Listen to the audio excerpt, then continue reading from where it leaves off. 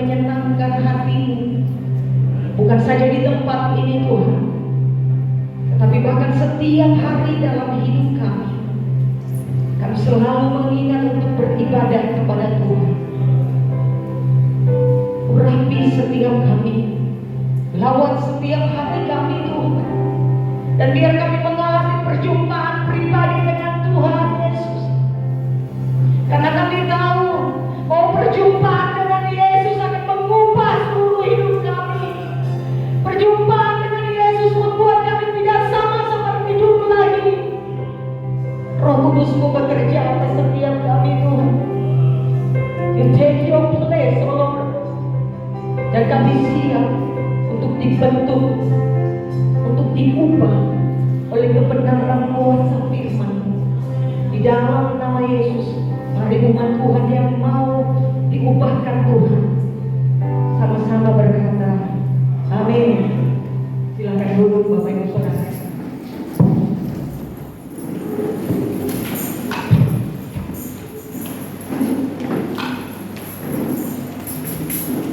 Kalau saya ke tempat ini, saya selalu diberkati oleh pujian penyembahan. Alkitab berkata di dalam Mazmur 22 bahwa Allah bersemayam. Dia adalah Allah yang kudus dan Dia bersemayam di atas puji-pujian umatnya.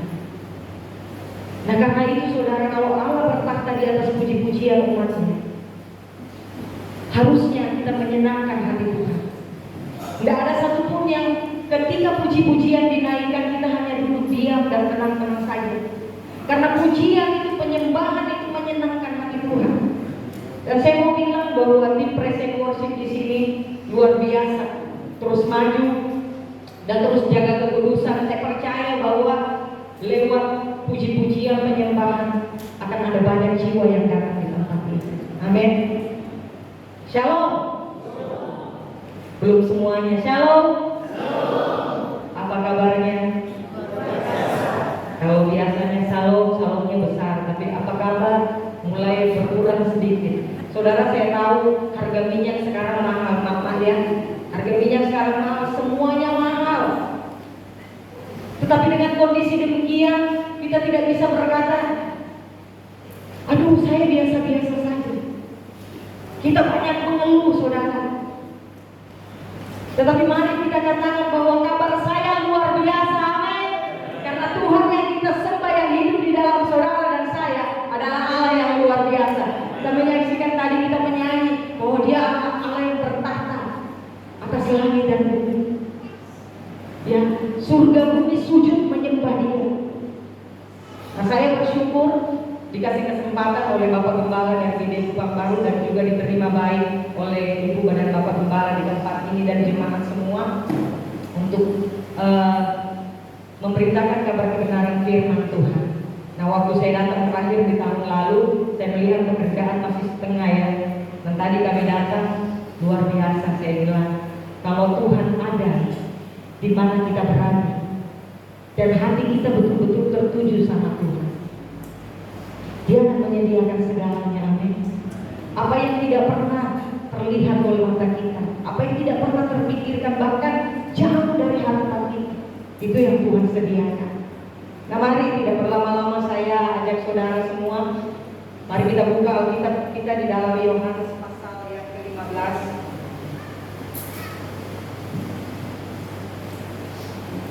Yohanes pasal yang ke-15 ayat yang ke-4, 6, 7, dan 8.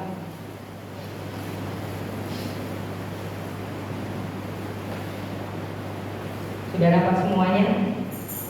Yohanes pasal 15 ayat 4, 6, 7, dan 8. Saya bacakan. Tinggallah di dalam aku dan aku di dalam kamu. Sama seperti ranting tidak dapat berbuah dari dirinya sendiri kalau ia tidak tinggal pada pokok anggur. Demikian juga kamu tidak berbuah jikalau kamu tidak tinggal di dalam aku. Barang siapa tidak tinggal di dalam aku, ia dibuang keluar seperti ranting dan menjadi kering. Kemudian dikumpulkan orang dan dicampakkan ke dalam api lalu dibakar. Jikalau kamu tinggal di dalam firman-Ku tinggal di dalam kamu. Mintalah apa saja yang kamu kehendaki dan kamu akan menerimanya. Dalam hal inilah Bapa-Ku dipermuliakan, yaitu jika kamu berbuah banyak, dan dengan demikian kamu adalah murid-Ku. Berapa banyak yang sering dengar firman ini, saudara? Bahkan membacanya, merenungkannya. Nah, kita sudah dengar berulang-ulang. Judulnya adalah pokok anggur yang benar. Dan kalau di Alkitab ayat ini dituliskan semua Injil itu dalam tulisan yang bertintakan merah. Itu artinya bahwa Yesus sendiri yang berkata. Nah, di sini Yesus menawarkan satu undangan untuk tinggal di dalam Dia. Lalu Yesus mengumpamakan hal tinggal di dalam Dia itu seperti sebuah ranting yang tidak tertancap pada pohon-pohonnya. Nah, saudara bisa bayangkan sebuah ranting yang patah, lalu lama-lama kelamaan dia menjadi kering, dan akhirnya dia jatuh ke tanah. Dan kalau sudah dia jatuh ke tanah, saudara, dia akan diinjak orang. Dia tidak akan dipedulikan. Nah, sama seperti itu. Hidup kita, kalau kita tidak tertanam atau tertancap tinggal di dalam Kristus, maka apa yang terjadi, saudara? Kita akan mengalami yang namanya kesia-siaan hidup. Kita nggak tahu mau kemana. Kita hidup, tapi sebenarnya kita mati. Roh kita kering, saudara. Nah, saya tidak tahu apakah saudara pernah mengalami itu, tapi kalau saya pernah mengalaminya. Di ayat 7 Yesus semakin memperjelas undangannya bukan saja tinggal di dalam Dia, tetapi juga di dalam firman-Nya. Kita buka di dalam Yohanes 1 ayat 1. Dikatakan pada mulanya adalah firman, dan firman itu bersama-sama dengan Allah, dan firman itu adalah Allah. Jadi Yesus dan firman-Nya adalah satu paket, saudara. Tidak bisa kita katakan aku mencintai Yesus, tapi kita hidup dengan aturan kita sendiri. Saya melayani Yesus, kita bangga menjadi pelayan Yesus, kita bangga menjadi WL, saya bangga menjadi pengkhotbah. Tetapi saya tidak pernah renungkan firman Tuhan, saya tidak pernah baca firman Tuhan. Lalu Kristen model apa? Kalau kita mengatakan kita mencintai Yesus, kita mengasihi Yesus, maka kita harus tinggal di dalam Yesus. Nah, saudara, untuk apa kita tinggal di dalam Yesus dan tinggal di dalam firman-Nya? Supaya kita mengakar kuat sehingga kita tidak mudah digoyahkan oleh musim apapun. Dan satu hal lagi, saudara, kita bisa berbuah. Kita menghasilkan buah apa, saudara? Buah pertobatan, buah-buah dari keselamatan yang kita terima dari Tuhan. Tidak mudah kita digoyahkan oleh ajaran-ajaran yang datang di masa akhir ini, saudara. Saya mau bilang, dan mungkin saudara sudah banyak mendengarkan bahwa akan ada banyak pengajaran-pengajaran palsu, nabi-nabi palsu akan ada di mana-mana. Mereka seolah-olah memberitakan kebenaran, tetapi yang diberitakan adalah kedagingan mereka.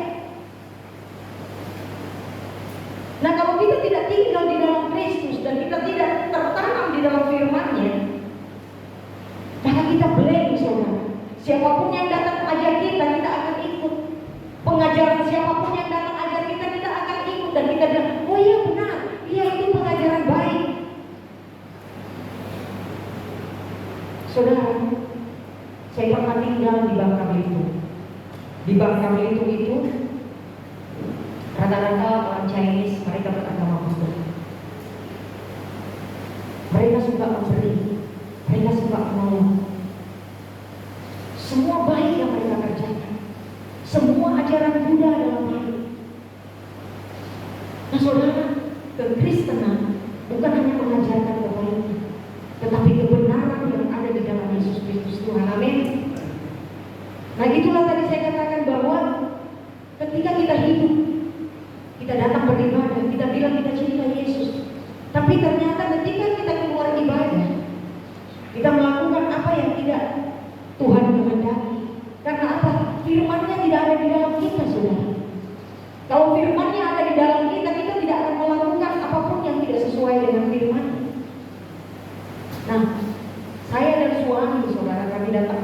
biasanya kami bertiga dengan anak kami. Kami dari sejak dia masih sangat kecil, masih bayi, belum bisa ngomong, saudara, kami selalu mengajarkan tentang kebenaran. Nah, orang bilang dia kan masih belum tahu apa-apa, dia kan masih belum bicara. Tadi kita menyanyikan tentang Roh Kudus. Amin. Alkitab bilang sebelum dia anak kita ada di dalam kandungan ibu kita, Roh Tuhan ada. Makanya bagi ibu-ibu, bapak-bapak yang mungkin istrinya lagi mengandung, terus perkatakan firman di dalam rahim sang ibu. Karena ada Roh Kudus yang akan memberikan pemahaman tentang apa yang kita ajarkan kepada anak kita. Nah, saudara, setiap kali kami keluar, tadi dia tidak ikut karena dia bilang karena kami di gereja itu baru bulan ini kami buka sekolah minggu.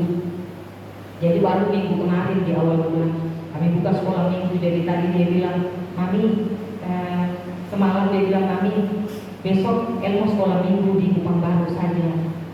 Jadi El tidak mau ke Oisau. Jadi tadi pagi saya antar dia ke rumahnya di Osmo dan kami datang ke tempatnya. Saudara, bukan hal yang mudah untuk ajar anak-anak. Sekarang tiap hari kami mesbah, kami ajarkan dia. Kenapa saudara? Ketika dia besar akan susah untuk kita ajarkan, akan susah untuk masuk kebenaran karena dia sudah mulai punya jati diri, karena dia mulai punya keinginan, karena dia mulai punya apa yang dia mau. Nah, kalau dia masih kecil, dia masih ada di dalam tuntunan kita. Dia masih mau dengar walaupun dengan terpaksa, tapi dia dengar, saudara. Nah, saudara yang dikasihi Tuhan, ini yang saya pegang dalam pengenalan takut akan Tuhan bersama dengan keluarga kami. Kalau anak-anak tidak lulus ujian, dia bisa mengulangnya tahun depan, tahun berikutnya.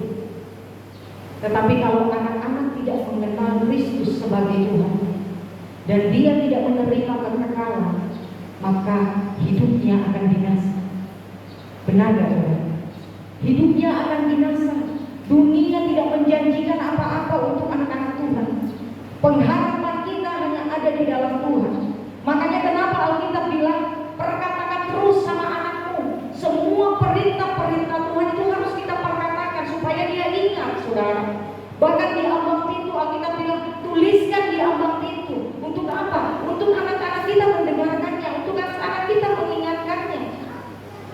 Setiap kali kami mau keluar, walaupun dia mau ke kios, saudara, seringkali bapaknya langsung pergi. Dia panggil dia, papi, belum berdoa, padahal hanya ke kios, saudara. Karena sudah dilatih untuk berdoa. Saya selalu bilang, kita tidak tahu apa yang terjadi satu detik dalam langkah kita. Berdoa supaya Tuhan meng-cover kita, melindungi kita. Nah, saudara, apa yang Yesus mau sampaikan dalam Injil Yohanes pasal 15 ini? Mengapa begitu pentingnya Yesus menawarkan undangan untuk tinggal di dalam Dia? Bukankah kita menerima Yesus saja itu cukup? Yang penting saya sudah ke gereja setiap minggu. Saya sudah mengikuti doa puasa setiap minggunya atau setiap bulannya. That's enough. Itu cukup. Tapi kenapa Yesus bilang tinggallah di dalamku dan firmanku di dalammu? Nah, saudara, di Yohanes 15 ayat 6, saya rindu kalau bisa, ya. Barang siapa tidak tinggal di dalam aku, ia dibuang keluar seperti ranting dan menjadi kering. Kemudian dikumpulkan orang dan dicampakkan ke dalam api lalu dibakar. Nah, saudara, berapa banyak kita membaca, merenungkan, mendengarkan firman ini, tetapi kita sama sekali tidak bangun dari iman kita. Kita anggap ini biasa-biasa saja. Ya, Yesus bilang barang siapa tidak tinggal di dalam aku, ia dibuang keluar seperti ranting dan menjadi kering.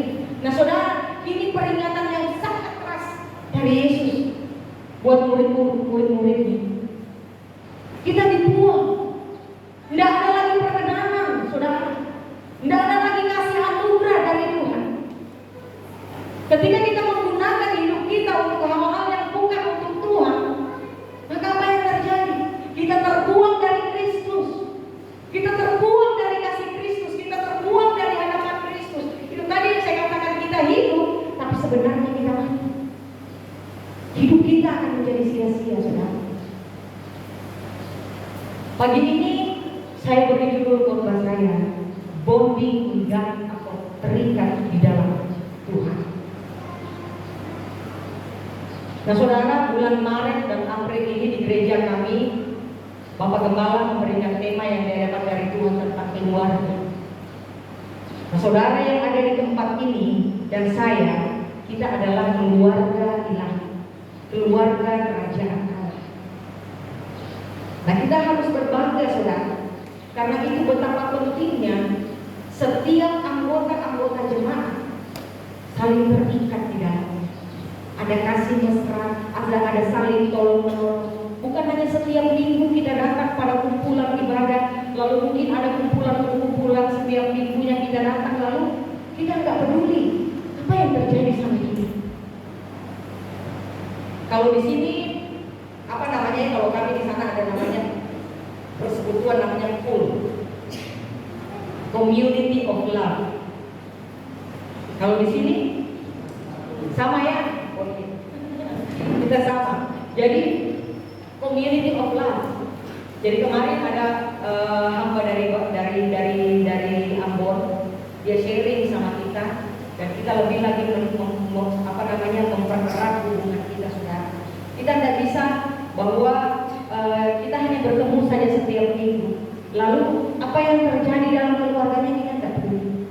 Saya percaya bahwa Ibu Ani dan Bapak di tempat ini adalah orang-orang yang sangat peduli dengan jemaat-jemaat Tuhan yang ada di tempat ini. Nah, untuk apa kita bonding, saudara? Kalau keluarga kuat, maka gereja pun kuat. Amin.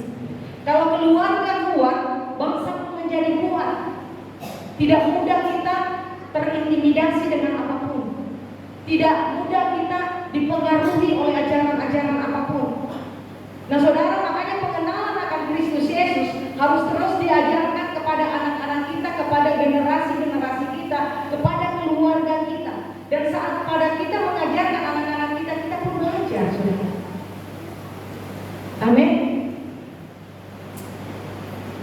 Dan di dalam pelajaran itu kita dapat mendapatkan nilai-nilai kebenaran untuk kita menghidupi. Nah saudara, saya mau tanya, kenapa saudara menjadi Kristen? Pernahkah saudara mengevaluasi diri saudara sendiri? Kenapa saya menjadi Kristen? Apakah saya sudah menjadi murid Kristus, pengikut Kristus yang benar? Nah banyak sekali orang berpikir bahwa menjadi Kristen, oh iya karena papa mama saya Kristen, makanya saya jadi Kristen. Oh karena saya tinggal di negara atau tempat di mana saya berada, kota saya orang Kristen, makanya saya Kristen.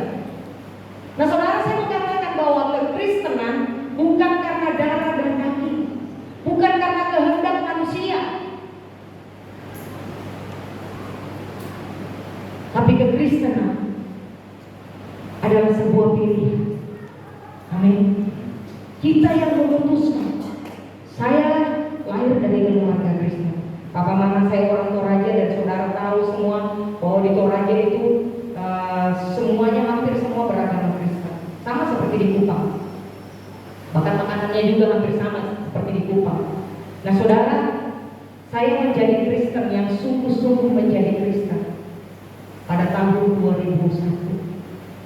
Waktu di Semarang, saya mengikuti salah satu ibadah, dan saya dijamah Tuhan. Saya menangis, dan seperti saya dilihatkan semua dosa-dosa saya, saudara. Saya mengikuti Kristen, tapi saya tidak melakukan apa yang Tuhan minta. Dan pada saat itu saya mulai bergaul dengan kebenaran firman-Nya. Satu-satu firman-Nya menegur saya, satu-satu firman-Nya menuntut saya kepada apa yang Tuhan kehendaki. Dan pada tahun 2002 2005 saudara, ketika Tuhan buka kesempatan saya pergi ke Afrika untuk belajar misi, dan di sana saya berikan diri untuk dibaptis selang saudara. Nah, kekristenan bukan sebuah agama, melampaui dari sebuah agama. Makanya Yesus tidak bawa agama saudara. Yesus bawa kerajaan Allah. Amin.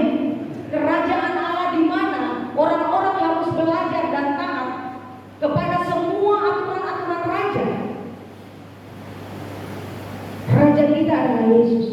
Raja kita adalah Kristus. Dan dia punya aturan. Jangan salah sangka saudara, bahwa sudah kita terima Yesus cukup, pasti kita ke surga. Saya tidak bilang bahwa kita tidak ke surga, tetapi percaya Yesus, kita harus tinggal di dalam Dia dan di dalam firman-Nya. Orang Kristen adalah orang-orang yang memiliki perjumpaan pribadi dengan Yesus Kristus. Orang Kristen adalah orang-orang yang mengambil keputusan pribadi menerima Kristus sebagai Tuhan dan Juru Selamatnya, lalu mau hidup seturut dengan firman-Nya. Saudara, itu tadi yang saya katakan. Mengapa orang harus mengalami perjumpaan dengan Kristus? Ya saudara, supaya kita mengalami perubahan hidup, supaya kita dapat menerima perjanjian yang baru dengan surga. Yesus sudah memberikan darahnya bagi kita. Dia sudah memberikan hidupnya bagi saudara dan saya dan semua umat manusia di muka bumi ini.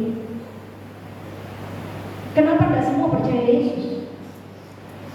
Karena itu adalah pilihan saudara. Dan kita patut berbangga bahwa kita dipilih oleh Tuhan, dan kita juga memilih untuk mau sepakat dengan Tuhan. Amin. Nah, contohnya saudara, kita tahu kisah hidup dari Rasul Paulus. Bahkan namanya pun diganti dari Saulus menjadi Paulus. Nah, kita tahu bagaimana dia sangat membenci orang-orang Kristen. Setiap orang yang mengikut Kristus, didapatinya di jalan, dia akan bunuh saudara. Tidak ada kompromi. Pokoknya saking bencinya, siapapun yang ikut Yesus, dia akan bunuh. Nah, saudara tahu kenapa Rasul Paulus begitu hebatnya dipakai Tuhan, begitu luar biasanya dipakai Tuhan, sehingga komitmennya mengiring Tuhan tidak dapat dipengaruhi oleh apapun juga. Karena apa saudara? Dia berjumpa secara pribadi dengan Yesus. Dia mengalami perjumpaan, dia buta saudara. Tuhan izinkan dia mengalami buta dan menerima kembali penglihatannya. Dan setelah itu dia dipakai oleh Tuhan. Saya percaya bahwa kita semua rindu untuk dipakai Tuhan. Saya percaya bahwa kita semua rindu untuk tertanam, terikat di dalam kebenaran firman Tuhan dan tinggal di dalam Tuhan. Tetapi kalau kita tidak punya action Tuhan, saudara, kita tidak punya tindakan, kita tidak mau bertindak, kita tidak mau melangkah dari zona nyaman kita, keluar dari zona nyaman kita, maka itu semua sia-sia. Semua akan menjadi kerinduan semata saudara. Saya bertemu Tuhan, dan saya kalau sampai hari ini lihat hidup saya ke belakang, saya hanya bisa bersyukur. Kalau saya bisa berada di hadapan saudara, menyaksikan kebaikan Tuhan, berbicara tentang kebenaran firman Tuhan, bukan karena kemampuan saya, bukan karena kepintaran saya tak punya apa-apa saudara. Kalau saya melihat saya hari ini dan melihat masa lalu saya sebagai cerminan, saya bisa angkat tangan dan bersyukur bahwa Yesus yang saya sembah adalah Yesus yang luar biasa, yang sanggup mengubahkan apa yang mustahil buat manusia, tidak mustahil buat Tuhan.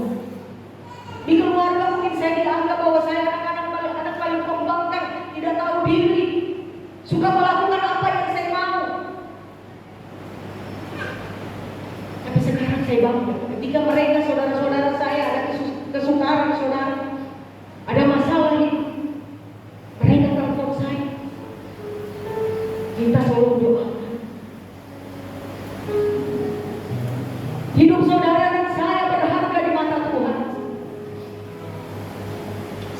bilang, kematian Yesus harus membangkitkan hidup saudara dan saya, harus membangkitkan kematian rohani kita selama ini.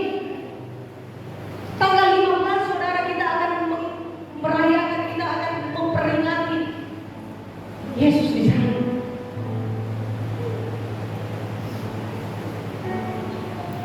Waktu menyediakan khotbah ini, saudara, saya menonton beberapa kali tengah malam sampai tidak tidur. The Passion of the Christ.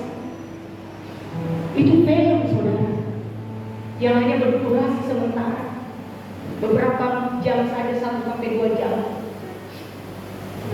Tapi pernahkah saudara, dengan membaca Alkitab di dalam Yesaya 50 ini, kita melihat bagaimana pengorbanan Kristus? Dia mati, bahkan kita berkata rupa pun tak ada pada wajahnya, rupa tidak ada di mukanya lagi, cambukan demi cambukan mendaring semua dagingnya, sehingga hanya tulang yang terlihat. Bapak Ibu Saudara, hargai pengorbanan Kristus. Tidak ada orang yang suci di dunia ini. Tidak ada orang yang benar di dunia ini. Yesus bilang, aku tidak datang untuk orang benar, aku datang untuk orang berdosa, supaya mereka dikuduskan, supaya mereka dilayani. Apapun kata orang di luar sana tentang hidup saudara, datang sama Tuhan. Perbaiki hidup saudara. Ada banyak hal yang Tuhan kasih dalam hidup saudara dan saya. Anak-anak muda, selagi engkau menjaga kekudusan, saya percaya Tuhan akan pakai saudara untuk memberitakan kabar kesukaan. Saudara, kekristenan bicara tentang sebuah hubungan. Jadi jika saudara tidak pernah mengalami perjumpaan pribadi dengan Yesus, maka engkau tidak pernah punya hubungan dengan Tuhan. Mengapa kekristenan itu adalah sebuah hubungan?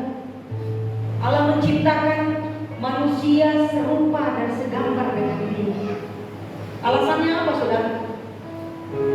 Hanya karena Tuhan mau berhubungan dengan manusia. Gambarnya ada di dalam saudara dan saya. Kenapa Dia taruh gambarnya di dalam saudara dan saya yang disebut manusia? Simpel, saudara, sederhana. Karena Tuhan mau berkomunikasi dengan saudara dan saya.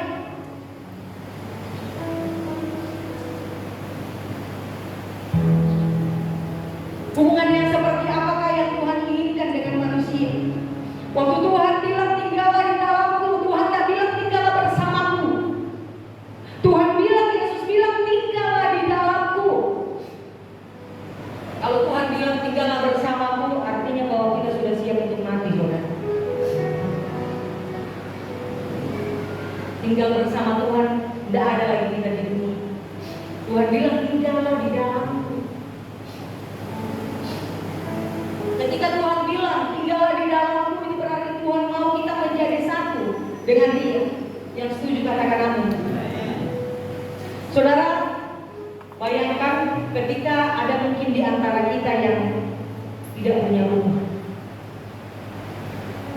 Tiba-tiba ada seseorang menawarkan kepada kita, ayo tinggal di rumahku. Saudara senang? Senang. Ketiban rezeki. Kok tiba-tiba ada yang tawar? Lalu ketika kita tinggal di rumah orang tersebut, lalu kita sibuk mengerjakan hal-hal perkara-perkara yang dari kita.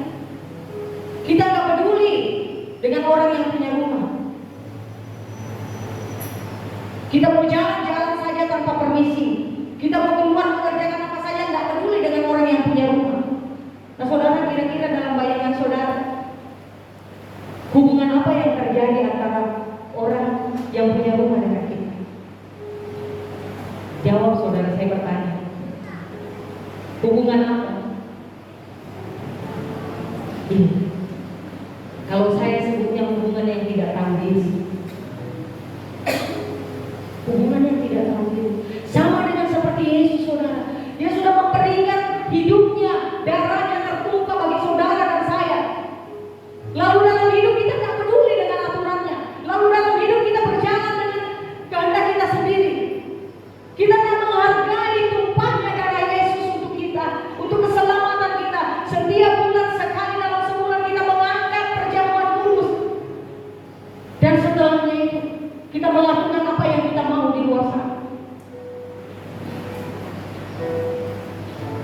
Kita menjadi orang-orang yang tidak tahu diri, saudara. Kita tidak menghargai pengorbanan Yesus yang begitu besar. Memang keselamatan adalah free, gratis. Karena apa, saudara? Gratis buat kita, tetapi tidak gratis dari sorga. Bapa memberikan putra tunggal. Yohanes 6 ayat 13. Yohanes 3 ayat 16 gitu. Karena begitu besar kasih Allah akan dunia ini, sehingga Ia telah mengaruniakan anaknya yang tunggal, supaya setiap orang yang percaya kepadanya tidak binasa, melainkan beroleh hidup yang kekal. Itu adalah sebuah hubungan, saudara. Bapa rela tega memberikan anaknya untuk disalibkan untuk saudara dan saya, untuk dunia ini, supaya kita punya hubungan yang kembali dengan Tuhan, supaya kita kembali bisa berhubungan, berkomunikasi dengan Allah Bapa di surga. Saudara yang dikasihi dalam Tuhan, mari menghargai karya salib Yesus. Saya mau bilang, Natal, Jumat Agung, bahkan Paskah tidak akan pernah ada kalau Tuhan tidak menginginkan sebuah hubungan. Amin. Yesus rindu kita kembali menjalin hubungan dengan Dia, karena Dia punya banyak hal yang mau disampaikan kepada saudara. Alkitab mencatat bahwa kepada orang-orang yang bergaul karib dengan Tuhan, kepada orang-orang yang bergaul dekat dengan Tuhan, Dia akan memberitahukan apa yang ada dalam hati. Bagaimana Tuhan mau kasih tahu? Banyak orang, saudara, datang sama pendeta, tolong doakan saya mau tahu kehendak Tuhan apa buat saya. Salah. Kalau mau kehendak Tuhan, tidak usah cari pendeta, tidak usah cari pendoa, tidak usah cari hamba Tuhan. Datang sama Tuhan sendiri, baca firman-Nya, dan saudara akan tahu apa yang mau Tuhan katakan kepada saudara.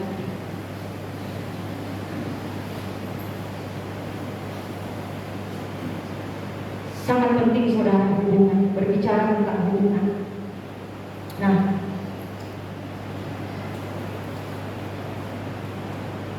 hubungan yang seperti apa yang Tuhan mau saat Tuhan menawarkan undangan untuk tinggal di dalam Dia? Saudara bisa catat yang pertama, hubungan yang dewasa. Nah, ada istilah tua itu pasti, dewasa itu pilihan. Kemarin saya harus menyemir rambut saya, saudara, sudah putih. Sampai suami saya bilang gini, kita pergi beli semir rambut. Saya bilang nggak usah. Kemarin suami saya ulang tahun yang ke berapa? 17.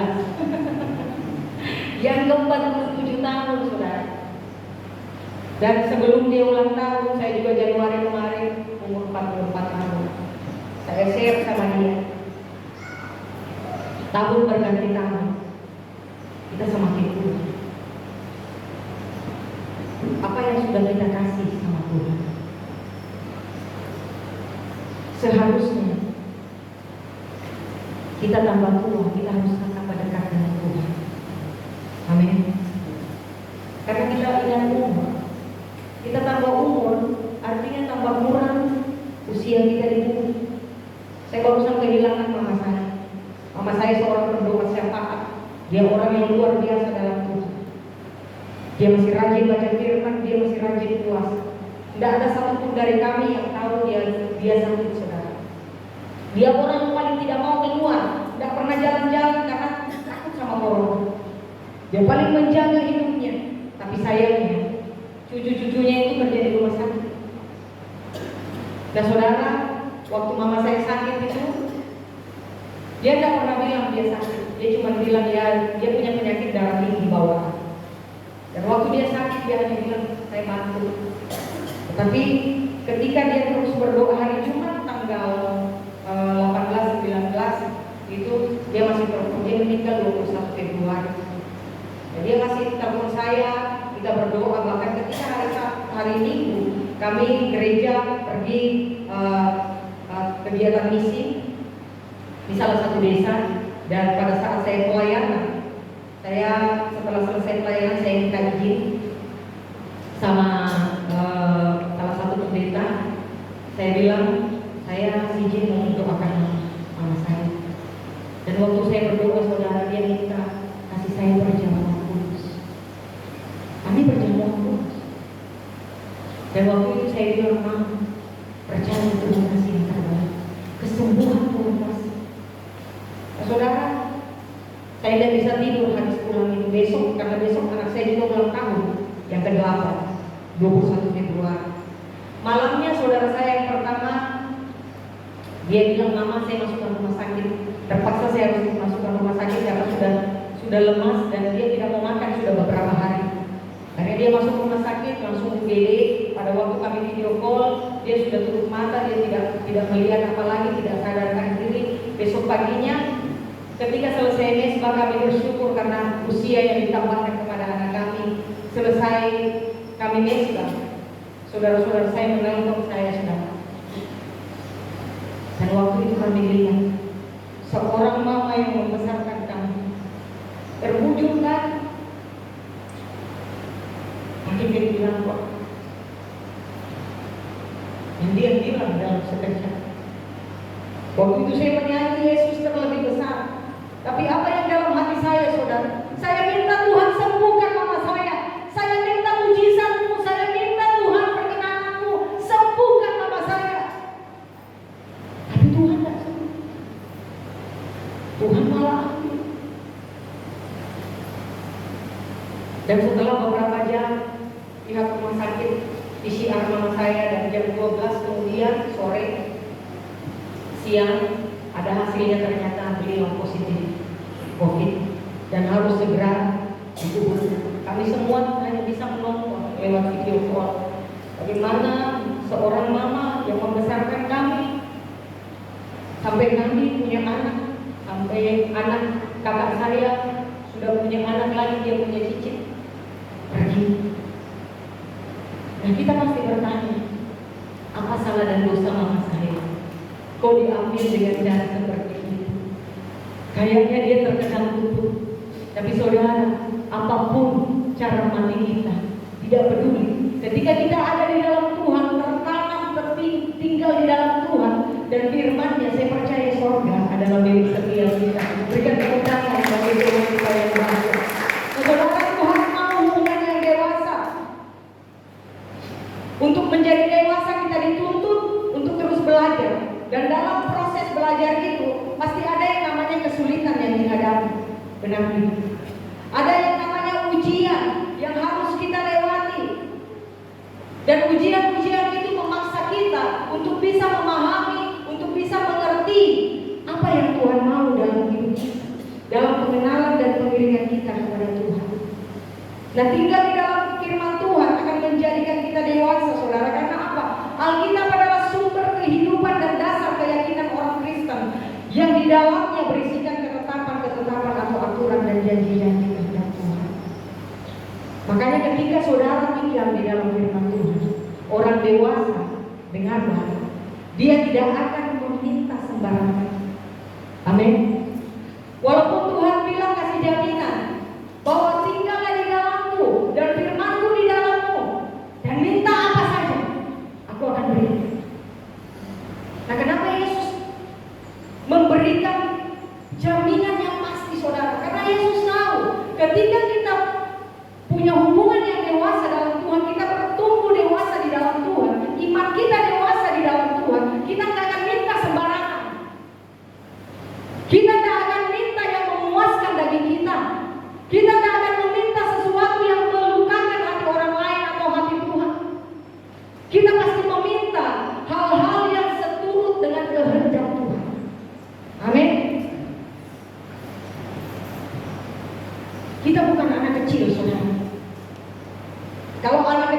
dia bisa minta sembarangan. Karena dia anak kecil, dia nggak memahami. Ibrani 5 ayat 13 bilang, sebab barang siapa masih memerlukan susu, ia tidak memahami ajaran tentang kebenaran, sebab ia adalah anak kecil. Mau diajarkan apa saja, disuruh komitmen anak kecil, anak saya dia ngomong, iya mami. Tapi besoknya, jangankan besok, beberapa menit kemudian dia akan berubah. Kami kemarin bersyukur di dalam doa puasa, kami diizinkan Bapak Gembala anak saya bisa main drum dan suami saya bisa main keyboard dan saya WL. Jadi waktu kemarin karena judulnya, temanya gereja kami adalah keluarga, dan Bapak Gembala mengizinkan kami melayani di doa puasa itu. Satu keluarga kami melayani Tuhan. Saudara, waktu mau mengajar dia ini betul-betul kami menguras tenaga, saudara. Hari ini bilang iya, besok pas di gereja dia nggak mau. Jadi saya bilang udah, kalau tidak mau tidak usah. Nah pas pulang ternyata dia bilang, saya bilang kenapa tadi tidak mau? Dia bilang saya malu mami. Saya malu, tapi waktu main sudah tidak malu. Nah saudara, firman Tuhan adalah makanan yang keras, yang akan membuat saudara dan saya bertumbuh dalam kedewasaan iman, dalam mengiring Yesus. Karena kita hidup di dunia ini adalah sebuah perjuangan yang keras. Amin. Sebuah perjuangan untuk mempertahankan iman di tengah-tengah kesulitan dan kerasnya tantangan hidup. Nah saudara, yang kedua,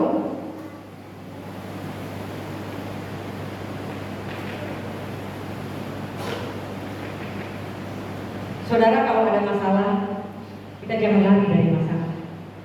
Orang dewasa tidak akan pernah lari dari masalah. Amin. Raja Daud bilang, ujilah aku ya Tuhan dan cobalah aku, selidikilah batinku dan hatiku. Raja Daud berani mengatakan, ujilah aku dan cobalah aku. Dan kebanyakan orang Kristen hanya tahu menyanyi, ujilah aku Tuhan, cobalah aku Tuhan. Nah, Raja Daud benar-benar mengatakan, saudara, Daud meminta untuk Tuhan menguji, mencobai, bahkan menyelidiki sampai ke batin dan hatinya. Apakah benar-benar dia sudah hidup di dalam Tuhan? Nah, berapa banyak kita saudara yang kita ada dalam masalah, lalu kita lari dari masalah, malah menambah masalah dalam hidup kita. Lalu kita bilang Tuhan tidak adil, Tuhan tidak sesuai dengan ajarannya, Tuhan tidak pegang janji, Tuhan tidak setia. Padahal kita yang lari dari masalah. Masalah, ujian, tantangan hidup akan membuat otot-otot rohani saudara menjadi kuat. Amin. Menjadi kuat di dalam Tuhan. Dan ketika kita kuat di dalam Tuhan, saudara, kita akan melihat kebenaran. Ketika jawaban-jawaban doa kita tidak dijawab oleh Tuhan, gak apa-apa. Tuhan pasti siapkan jawaban yang lain. Mungkin bagi kita perlu itu, tetapi Tuhan tahu yang terbaik apa yang kita butuhkan yang sebenarnya. Karena Tuhan memegang hidup saudara dan saya. Nah saudara, Daud pun berkata bahwa aku tertindas itu baik bagimu, supaya aku belajar ketetapan-ketetapanmu. Nah kalau ada masalah, jangan lari. Jangan lari dari Tuhan, jangan lari dari gereja, jangan lari dari persekutuan orang kudus.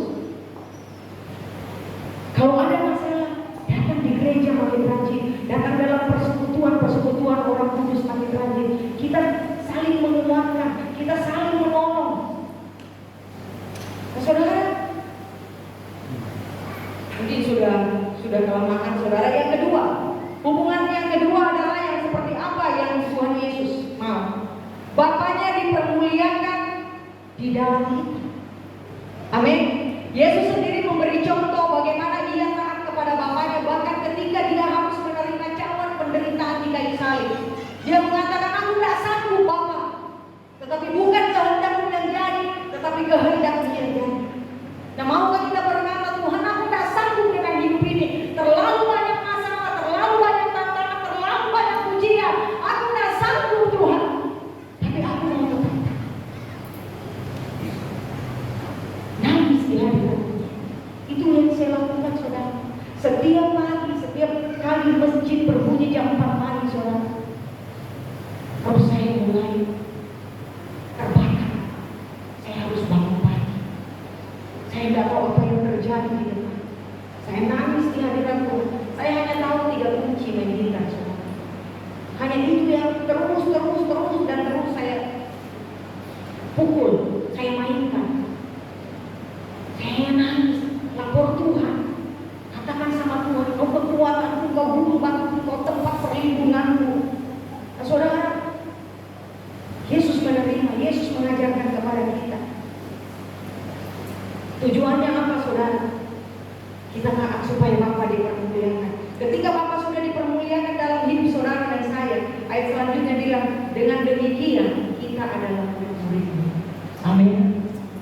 ketaatan kita membuat orang mengenal status kita, membuat orang mengenal jati diri kita, membuat orang mengenal dan membuka mata bahwa kita adalah murid Tuhan Yesus.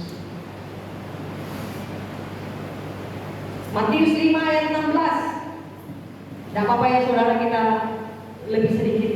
Demikianlah hendaknya terangmu bercahaya di depan orang, supaya mereka melihat perbuatanmu yang baik dan memuliakan Bapamu yang di surga.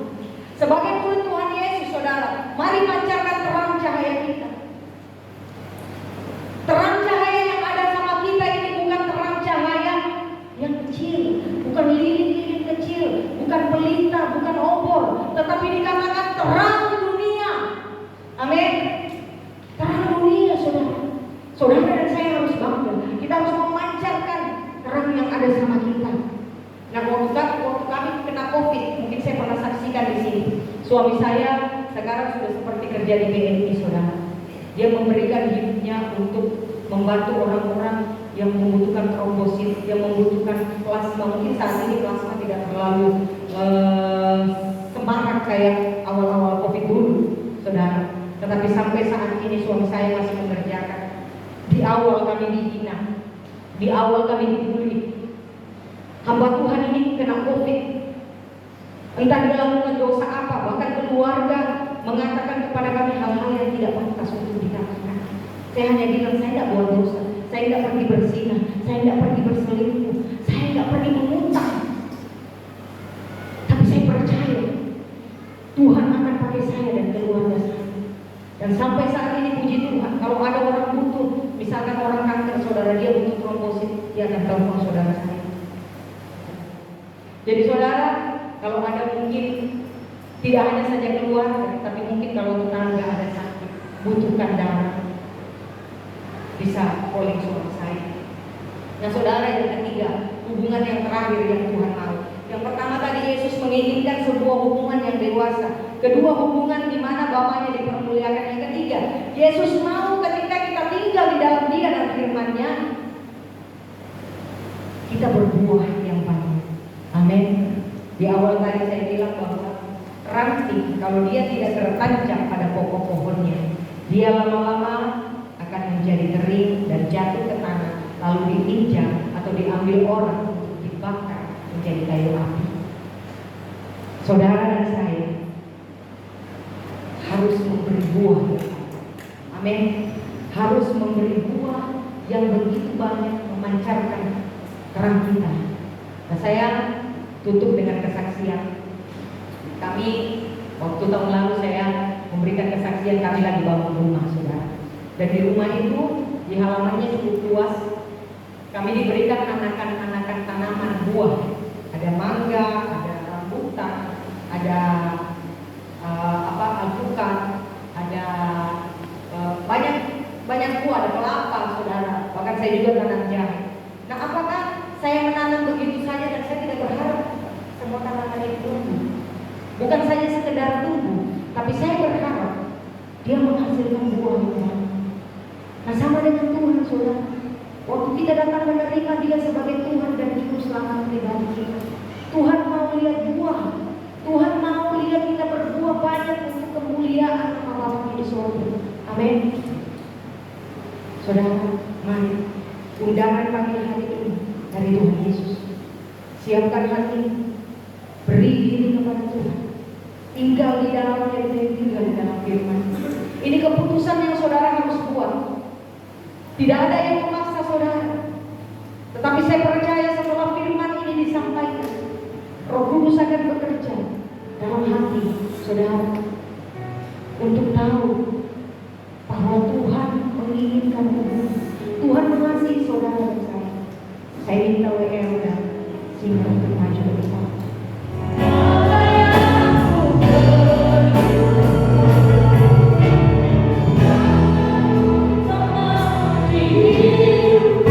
Berikan tepuk tangan yang meriah. Bapa, kami bersyukur Tuhan untuk kebenaran firman yang Kau sampaikan hari ini. Bagi setiap kami, hati-hati kami terbuka Tuhan untuk menerima undangan keselamatan Tuhan, untuk tinggal di dalam Yesus dan firman-Mu, sehingga hidup kami adalah hidup yang penuh dengan terang cahaya kemuliaan Bapa. Hidup kami penuh dengan buah-buah yang menandakan kami adalah murid daripada Yesus. Terima kasih Tuhan, hamba-Mu sudah selesai berfirman, hamba-Mu sudah selesai menyampaikan firman-Mu Tuhan. Apa yang Kau tahu dalam hati hamba, segala kemuliaan hanya bagi-Mu, segala pengagungan hanya bagi-Mu Tuhan. Dan biarlah Tuhan, hamba tahu hidup jemaat-Mu di tempat ini, bahkan Ibu Gembala dan Bapak Gembala yang masih pelayanan di tempat lain Tuhan. Kau memberkati pelayanan mereka, Engkau memberkati apa yang mereka kerjakan dan usahakan di tempat ini maupun di tempat lain Tuhan. Dan biarlah fokus mereka Tuhan terus menyenangkan hati Tuhan, visi Tuhan terus hidup di dalam hati mereka, sehingga jemaat-jemaat di tempat ini terus berbuah dan berbuah banyak untuk kemuliaan Tuhan. Terima kasih Bapa, kami sungguh mengucap syukur. Kami sungguh mengucap syukur. Kami taruh hidup kami Tuhan hanya di dalam tangan kuasa, di dalam nama Tuhan Yesus. Mari Kau yang sudah menerima dalam firman Tuhan, yang diberkati Tuhan, sama-sama katakan amin.